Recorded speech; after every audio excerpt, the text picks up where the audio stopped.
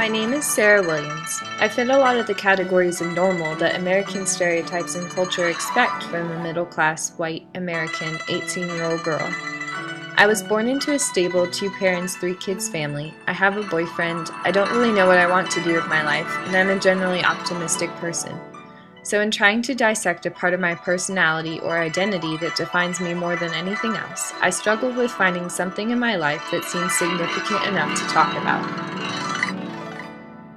2 years ago, I went to China and loved it so much that I visited again just a few months ago in the spring of 2012. Being there and focusing on learning about this people and culture, I ended up learning more about myself in some ways than about them, and many aspects of my own identity and culture stood out to me more clearly than before.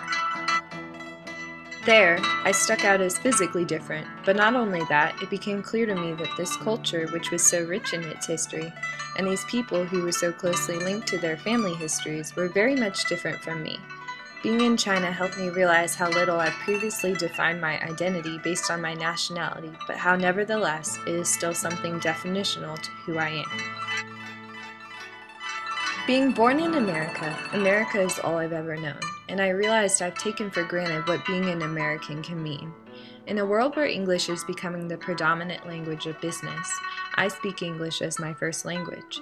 I never considered how much of an advantage and even a blessing this was before I went to China and met students who were desperate for opportunities to practice their English in order that they might have a brighter future.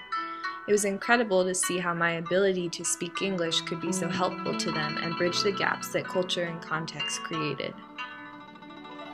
What I look like, my family history, my language, and culture are all definitional to who I am as a person, as Sarah Elizabeth Williams.